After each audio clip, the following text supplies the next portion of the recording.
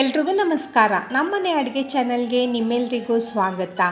Friends, ಇವತ್ತಿನ ರೆಸಿಪಿದಲ್ಲಿ capsicum rice ಸಿಂಪಲ್ಲಾಗಿ ಹಾಗೆ ಸಖತ್ ಟೇಸ್ಟಿಯಾಗಿ ಹೇಗೆ ಮಾಡೋದು ಅಂತ ನೋಡೋದಕ್ಕೆ ಮುಂಚೆ ನನ್ನ ಚಾನಲ್ ಯಾರೆಲ್ಲ ನೋಡ್ತಾ ಇದ್ದೀರಾ ಪ್ಲೀಸ್ ಸಬ್ಸ್ಕ್ರೈಬ್ ಮಾಡ್ಕೊಳ್ಳಿ. ಹಾಗೆ ನನ್ನ ರೆಸಿಪಿ ಇಷ್ಟ ಆದರೆ ಲೈಕ್ ಮಾಡಿ.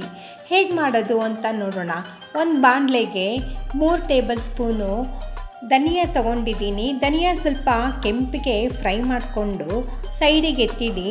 ನಂತರ ಒಂದು ಸ್ವಲ್ಪ ಒಣಮೆಣಸಿನ್ಕಾಯಿ, ಕಲರ್ಗೆ ಸ್ವಲ್ಪ ಬ್ಯಾಡಗಿ ಮೆಣಸಿನ್ಕಾಯಿ ಎರಡು ಸಹ ನೀಟಾಗಿ ಡ್ರೈ ಫ್ರೈ ಮಾಡ್ಕೊಳ್ಳಿ. ಆಮೇಲೆ ಒಂದು 1/4 ಟೇಬಲ್ ಸ್ಪೂನು ಮೆಣಸನ್ನು ಸಹ ಡ್ರೈಯಾಗಿ ರೋಸ್ಟ್ ಮಾಡ್ಕೊಳ್ಳಿ. ಆಮೇಲೆ ಒಂದು ಅರ್ಧ ಟೇಬಲ್ ಸ್ಪೂನು ಜೀರಿಗೆ ಎಲ್ಲನೂ ಫ್ರೈ ಮಾಡಿ ಒಂದು ಪ್ಲೇಟಲ್ಲಿ ಎತ್ತಿಟ್ಕೊಳ್ಳಿ. ನಂತರ ಒಂದು ಸ್ಟಾರ್ ಹೂವು, ಒಂದು ಮರಾಠಿ ಮೊಗ್ಗು, 4 ಲವಂಗ, ಸ್ವಲ್ಪ ಚಕ್ಕೆ ಎಲ್ಲನೂ ಒಂದು ಸ್ವಲ್ಪ ಡ್ರೈ ರೋಸ್ಟ್ ಮಾಡಿಬಿಟ್ಟು ಅದಕ್ಕೆ ಒಂದು ಏಲಕ್ಕಿನೂ ಸಹ ಹಾಕ್ಕೊಳ್ಳಿ.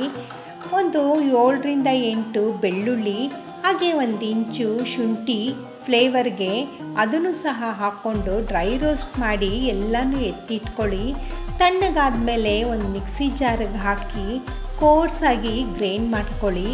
ಕೋರ್ಸಾಗಿ ಗ್ರೈಂಡ್ ಮಾಡೋದಕ್ಕೆ ಮುಂಚೆ ಒಂದು ಅರ್ಧ ಟೇಬಲ್ ಸ್ಪೂನು ಸೋಂಪು ಸಹ ಹಾಕ್ಕೊಳ್ಳಿ. ನಂತರ 1-2 ಈರುಳ್ಳಿ ತಗೊಂಡು ಮೀಡಿಯಮ್ ಸೈಜಲ್ಲಿ ಉದ್ದುದ್ದಕ್ಕೆ ಹೆಚ್ಚಿಟ್ಕೊಳ್ಳಿ. ಆಮೇಲೆ ಇಲ್ಲಿ ನಾನು 2 ಕ್ಯಾಪ್ಸಿಕಮ್ ತೊಗೊಂಡಿದ್ದೀನಿ. ಅದನ್ನು ಸಹ ಕ್ಲೀನ್ ಮಾಡಿ ನೀಟಾಗಿ ಉದ್ದುದ್ದಾಗಿ ಹೆಚ್ಚಿಟ್ಕೊಳ್ಳಿ.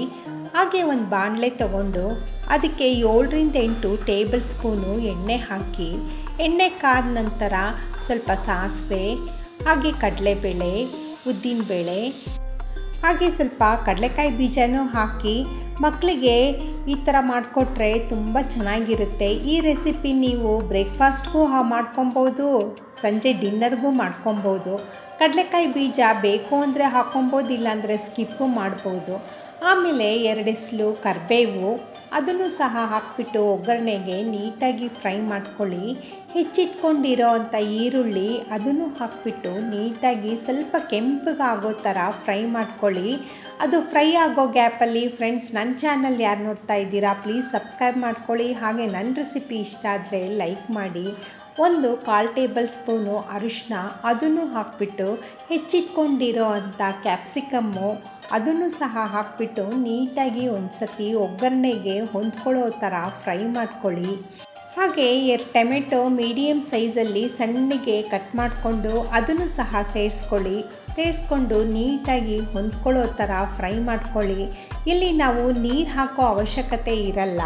ನಿಮಗೆ ಬೇಕು ಅಂದರೆ ಬಟಾಣಿ ಹಾಕೋದ್ರಿಂದ ರುಚಿ ಜಾಸ್ತಿ ಕೊಡುತ್ತೆ ಮತ್ತು ಮಕ್ಕಳಿಗೆ ತಿನ್ನೋದಕ್ಕೂ ಒಳ್ಳೆ ಇಂಟ್ರೆಸ್ಟ್ ಕೊಡುತ್ತೆ. ಎಲ್ಲ ಪದಾರ್ಥಗಳು ಹಾಕ್ಬಿಟ್ಟು ಒಂದು ಸತಿ ನೀಟಾಗಿ ಮಿಕ್ಸ್ ಮಾಡಿಬಿಟ್ಟು 5ರಿಂದ 10 ನಿಮಿಷ ಒಗ್ಗರಣೆದಲ್ಲಿ ಬೇಯಕ್ಕೆ ಬಿಡಿ. ನಂತರ ಲಿಡ್ ತೆಗೆದು ಕೋರ್ಸಾಗಿ ಗ್ರೈಂಡ್ ಮಾಡ್ಕೊಂಡಿರೋ ಅಂಥ ಡ್ರೈ ಫ್ರೈ ಮಾಡಿಟ್ಕೊಂಡಿರೋ ಅಂಥ ಮಸಾಲ ಪದಾರ್ಥ ಎಲ್ಲನೂ ಹಾಕ್ಬಿಟ್ಟು ನೀಟಾಗಿ ಮಿಕ್ಸ್ ಮಾಡಿ ಒಂದು 10 ನಿಮಿಷ ಲೋ ಫ್ಲೇಮಲ್ಲಿ ಬೇಯೋದಕ್ಕೆ ಬಿಡಿ.